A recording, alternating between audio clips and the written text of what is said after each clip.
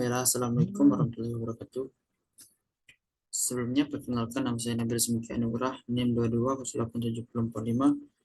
Di sini saya akan mempresentasikan tugas belajar materi lanjutan. Pertama-tama, marilah kita panjatkan puji serta syukur kita kehadirat Allah Subhanahu wa Ta'ala, yang mana berkat rahmat dan nikmat dari beliau lah sehingga saya dapat mempresentasikan tugas belajar materi lanjutan pada malam hari ini. Salawat beserta salam tidak lupa pula kita hadiahkan buat junjungan alam Nabi besar Muhammad Sallallahu Alaihi Wasallam, rahmatan lil alamin. Baiklah, di sini saya tidak akan memperpanjang mukadimah saya. Langsung saja ke materi yang pertama, yaitu ada klasifikasi feedback. Umpan balik adalah suatu teknik atau cara pengembalian hasil pekerjaan atau tes soal peserta didik yang diharapkan dapat memberikan motivasi kepada peserta didik ke arah perbaikan dan peningkatan prestasi belajar peserta didik. Maksudnya di sini, sebagai seorang pembimbing, mampu mengembalikan hasil pekerjaan atau tes soal peserta didik yang diharapkan untuk memberikan motivasi kepada peserta didik agar peserta didik tersebut ada peningkatan atau perbaikan prestasi selama pembelajaran. Umpan balik tersebut dibagi menjadi dua, yaitu yang pertama ada umpan balik intrinsic, yang kedua ada umpan balik ekstrinsik. Umpan balik intrinsik tersebut merupakan informasi yang diberikan dari pembimbing untuk anak sebagai akibat dari melakukan gerakan-gerakan tertentu. Maksudnya aksi dari anak dalam melakukan gerakan motorik, anak akan merasakan sendiri. Misalnya anak melakukan tendangan terhadap bola, anak akan merasakan bola bergerak menggelinding dan gerakan panggul kakinya bergerak serta mendengar suara secara langsung. Ketika bola ditendang, kaki kotak langsung dengan bola yang ditendang tadi. Setelah bola ditendang, anak akan merasakan melihat apakah tendangan tadi salah ataukah benar. Anak akan merasakan keadaannya secara langsung. Yang kedua yaitu ada umpan balik ekstrinsik. Umpan balik ekstrinsik merupakan umpan balik dari faktor luar berupa masukan tambahan yang mempunyai peranan yang penting. Sebagai pembimbing atau guru memberikan informasi yang bersifat khusus untuk pembelajaran secara praktik. Maksudnya di sini, sebagai seorang pembimbing dapat melakukan alat-alat bantu audio ataupun visual koreksi nilai serta contoh nyata dari pembimbing. Tujuannya sehingga anak dapat secara langsung melihat gerakan motorik yang benar dan dapat dipraktikkan secara langsung. Tujuannya agar anak tidak kehilangan arah karena anak merasa dibimbing dan dididik langsung.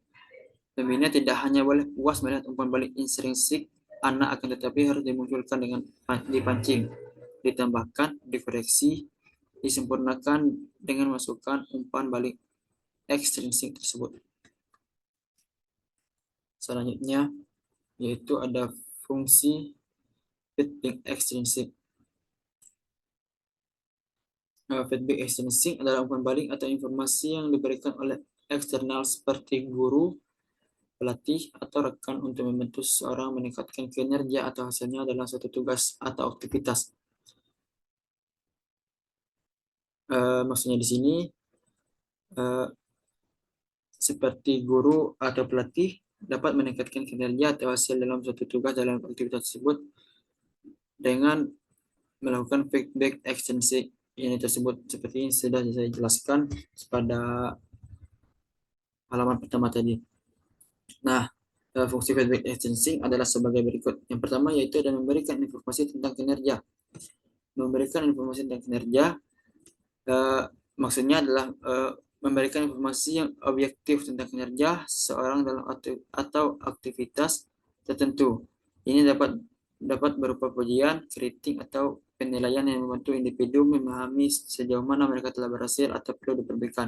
Maksudnya, sebagai seorang pelatih ataupun pembimbing dapat memberikan berupa pujian, kritik atau penilaian yang membantu seseorang anak tersebut memahami sejauh mana mereka telah berhasil atau ada perlu diperbaikan. Yang kedua yaitu ada mengidentifikasi kekuatan dan kelemahan. Mengidentifikasi kekuatan dan kelemahan, feedback ekstensi membantu individu mengidentifikasi area di mana mereka memiliki kekuatan dan kelemahan. Maksudnya di sini, sebagai seorang pembimbing harus mengidentifikasi area di mana mereka memiliki kelemahan ataupun kekuatan. Untuk mengidentifikasi tersebut, sebagai pembimbing, adapun kekuatan yang dimiliki seorang anak harus ditingkatkan dan kelemahan tersebut harus diperbaiki secara keseluruhan untuk melakukan perbaikan. Yang ketiga yaitu ada mendorong motivasi. Umpan balik positif atau pengakuan atas prestasi dapat meningkatkan motivasi seseorang untuk terus berusaha dan meningkatkan kinerja mereka. Maksudnya di sini, sebagai seorang pembimbing atau pelatih dapat memberikan motivasi kepada seorang atletnya untuk meningkatkan kinerja seorang atlet tersebut supaya mereka akan terus berusaha untuk mendapatkan hasil maksimal. Yang keempat yaitu ada meningkatkan pengambilan keputusan. Meningkatkan pengambilan keputusan. Meningkatkan informasi dari feedback ekstrinsi dapat membantu individu dapat membuat keputusan yang lebih baik dalam menghadapi situasi atau masalah yang serupa. Sebagai seorang pembimbing, untuk memberikan seorang atlet tersebut pengambilan keputusan yang baik supaya atlet tersebut dapat menghadapi situasi atau masalah yang dapat diambil keputusan yang dapat diambil sendiri keputusannya dari seorang atlet tersebut. Yang kelima yaitu ada mengarahkan perbaikan. Feedback ekstensi membantu individu mengarahkan upaya mereka menuju perbaikan yang lebih baik. Dengan mengetahui di mana mereka perlu berkembang, mereka dapat merancang strategi dan tindakan yang sesuai. Sebagai seorang pembimbing ataupun pelatih, mengarahkan perbaikan kepada atlet sangatlah penting. Karena untuk melakukan upaya seorang atlet itu menuju ke arah perbaikan yang lebih baik, sebagai seorang pembimbing harus mengetahui sejauh mana seorang atlet tersebut berkembang. Pembimbing dapat merancang strategi dan tindakan yang sesuai untuk supaya atlet tersebut dapat berkembang. Yang keenam ada meningkatkan kualitas. Melalui umpan balik yang tepat, seseorang dapat menghasilkan hasil yang lebih baik dalam berbagai tugas atau aktivitas. Sebagai seorang pembimbing ataupun pelatih, meningkatkan kualitas seorang atletnya tersebut sangat penting. Karena dengan meningkatkan kualitas, maka semakin meningkatnya keterampilan gerak seorang atlet tersebut untuk mencapai prestasi-prestasi yang diinginkan oleh seorang atlet tersebut. Yang ketujuh yaitu ada mengukur kemajuan. Mengukur kemajuan, feedback ekstrinsik membantu seseorang melacak kemajuan mereka dari waktu ke waktu. Hal ini memungkinkan mereka untuk melihat perkembangan dalam kinerja mereka dan menilai apakah mereka mencapai tujuan mereka. Yang kedelapan yaitu ada menghindari kesalahan yang berulang. Dengan menerima umpan balik tentang kesalahan atau masalah yang ada, individu dapat menghindari melakukan kesalahan yang sama di masa depan dan meningkatkan efisiensi.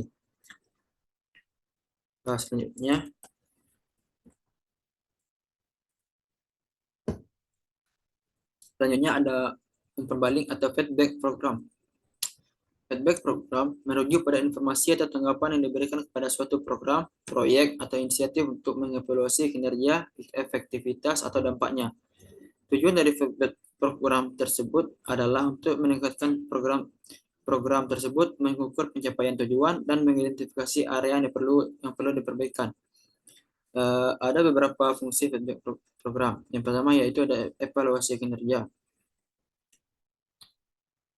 Evaluasi kinerja maksudnya di sini adalah membantu mengukur sejauh mana program mencapai tujuan dan target yang telah ditetapkan. Ini memungkinkan penilaian objektif terhadap keberhasilan program. Yang kedua yaitu ada perbaikan berkelanjutan. Melalui feedback, program dapat mengidentifikasi area yang perlu ditingkatkan atau diperbaiki. Misalnya kita membuat suatu program, kita harus mengetahui apa saja yang perlu ditingkatkan ataupun yang perlu diperbaiki. Yang diperbaiki harus diperbaiki dengan tujuan agar program tersebut jauh dari kata sempurna. Yang ketiga yaitu ada pengambilan keputusan.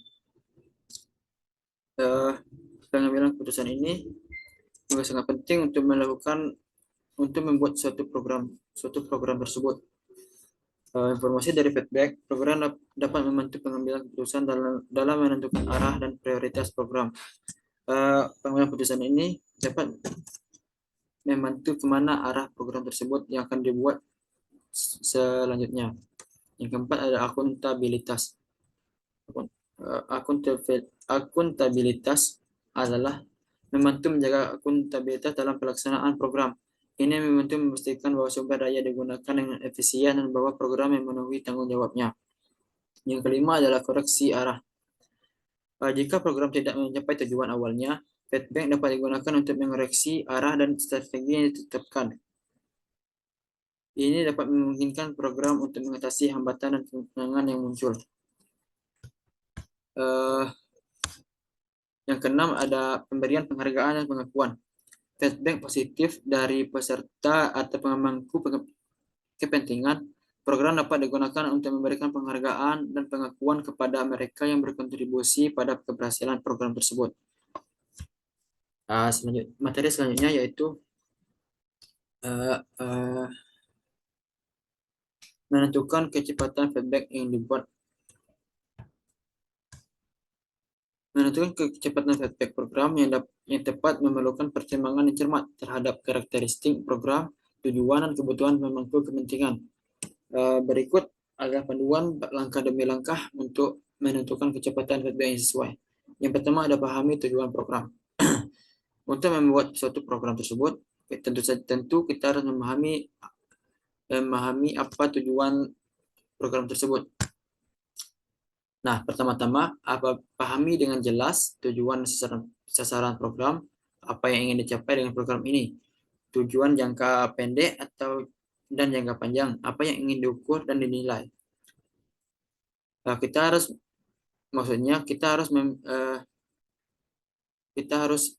memahami apa itu tujuan program. Ataukah program itu program jangka pendek ataupun jangka panjang, kita harus memahami suatu program tersebut. Yang kedua yaitu ada pilih metode pengumpulan data. Tentukan metode yang akan digunakan untuk mengumpulkan data feedback. Ini bisa termasuk survei, wawancara, analis, dan statistik atau alat pengukuran lainnya. Yang ketiga yaitu ada tentukan waktu yang ideal. Maksudnya, putuskan kapan waktu yang ideal untuk mengumpulkan feedback. Misalnya, apakah Anda ingin mendapatkan feedback setiap minggu, bulan, kuartal, atau setahun sekali? Waktu ini harus sesuai dengan kecepatan perubahan dalam program dan target pencapaian. Nah, yang keempat ada buat jadwal pengumpulan feedback. Berdasarkan waktu yang telah ditentukan, buat jadwal pengumpulan feedback. Jelaskan kapan dan bagaimana data akan dikumpulkan, oleh siapa, dan bagaimana hasilnya dan analisisnya. Yang kelima ada evaluasi dan koreksi. Terus evaluasi dan koreksi frekuensi feedback seiring berjalannya program. Pertimbangkan apakah perlu mengubah jadwal atau metode pengumpulan feedback berdasarkan hasil dan kebutuhan aktual tersebut. Yang keenam ada fleksibilitas. Maksudnya jadilah fleksibel dalam menyesuaikan frekuensi feedback jika situasi atau kebutuhan berubah. Program yang berkembang akan memerlukan penyesuaian dalam proses evaluasi.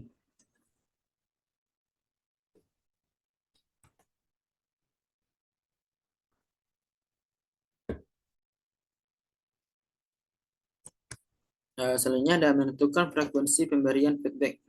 Untuk menentukan frekuensi memberikan feedback, pertimbangkan beberapa faktor faktor penting yang berkaitan dengan sifat program dan kebutuhan pemangku kepentingan. Berikut ini adalah langkah-langkah untuk menentukan frekuensi pemberian feedback. Yang pertama ada pahami tujuan program, seperti yang sudah saya jelaskan di materi sebelumnya. Memahami tujuan, ada analis sifat program, misalnya ada metode pengumpulan data. Yang keempat ada jadwalkan poin-poin feedback. Untuk menentukan kapan poin-poin feedback akan dilakukan selama program, seseorang harus mempertimbangkan beberapa aspek yaitu ada aspek awal program, tengah program, dan akhir program. Yang kelima yaitu ada evaluasi respons dan kebutuhan. Selama program berlangsung, perhatikan respon pemangku kepentingan terhadap feedback dan perhatikan perubahan yang mungkin terjadi. Pertimbangkan untuk mengubah frekuensi memberikan feedback jika diperlukan. Ya, yang keenam yaitu ada evaluasi dan koreksi. Nah, untuk membuat program tersebut, tentu kita harus mengevaluasi sejauh mana program tersebut akan tercapai dan mengoreksi apa saja yang ada di dalam program tersebut, dan apa saja yang ada misalnya ada kesalahan-kesalahan, kita harus mengoreksi suatu program tersebut. Selanjutnya yaitu ada perbedaan ability. Ability adalah kemampuan atau kapasitas seseorang untuk melakukan suatu tindakan atau pekerjaan tertentu.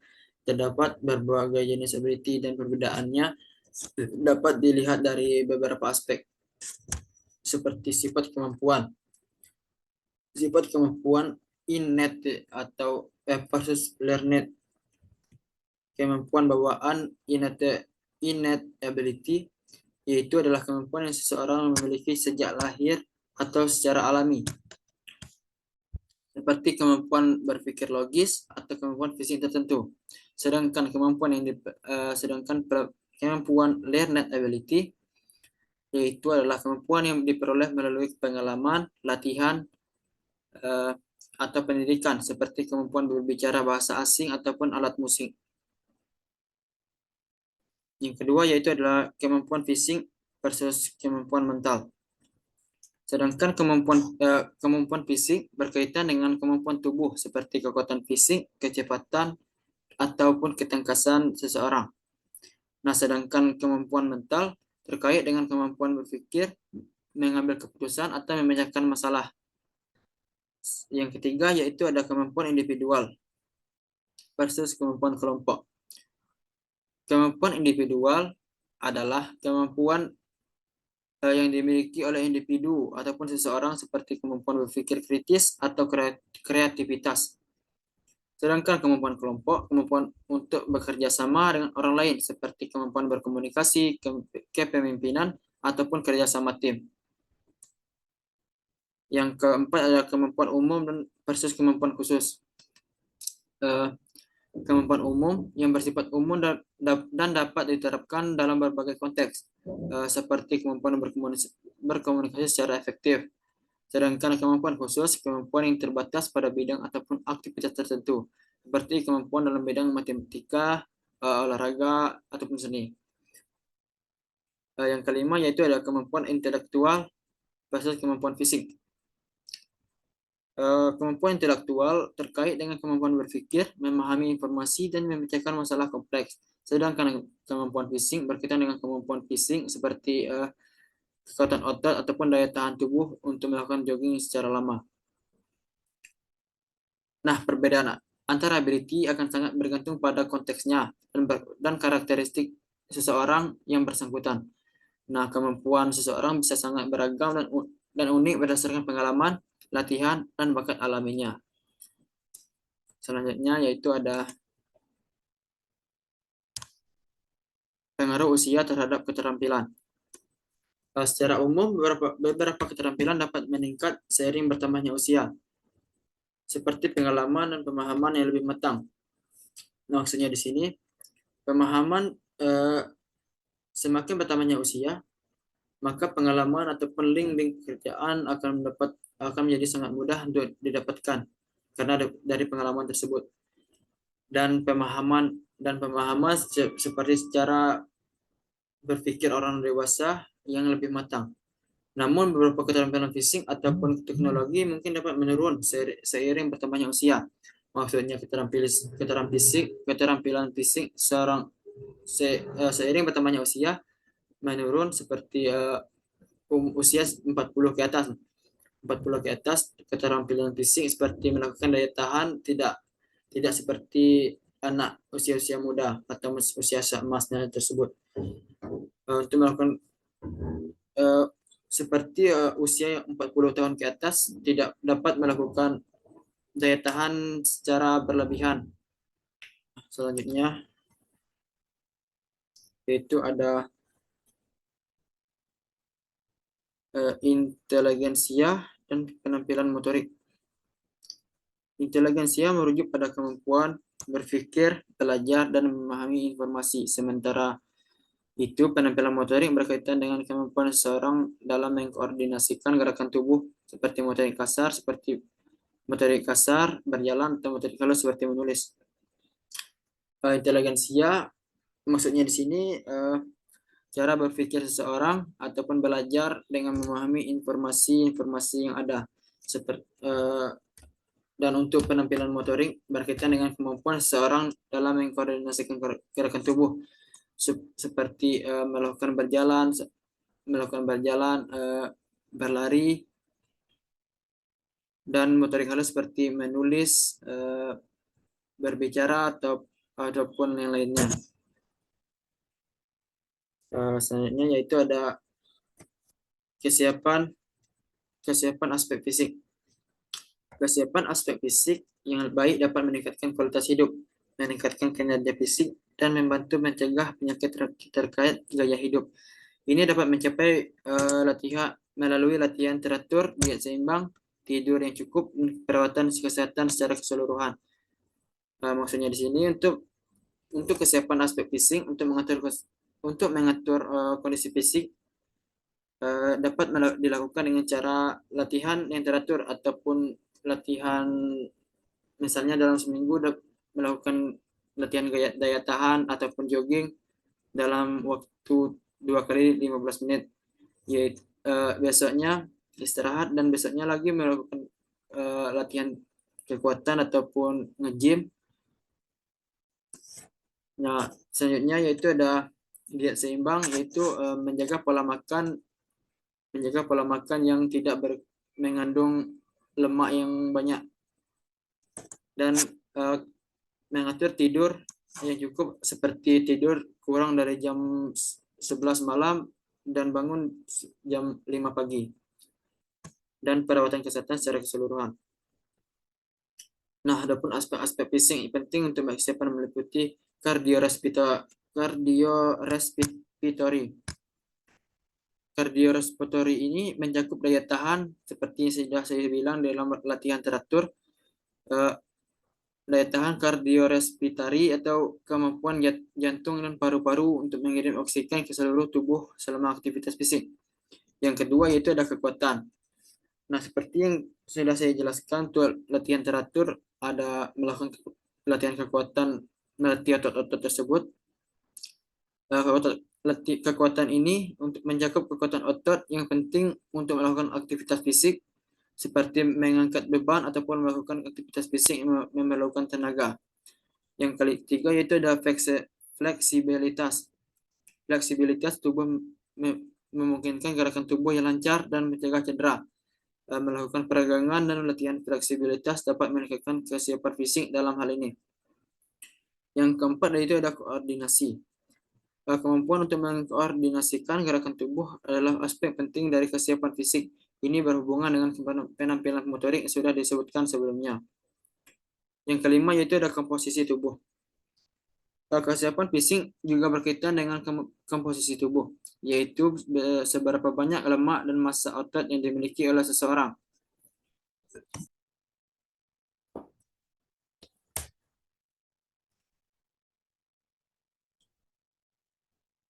Sekian presentasi dari saya. Saya akhiri dengan Assalamualaikum warahmatullahi wabarakatuh.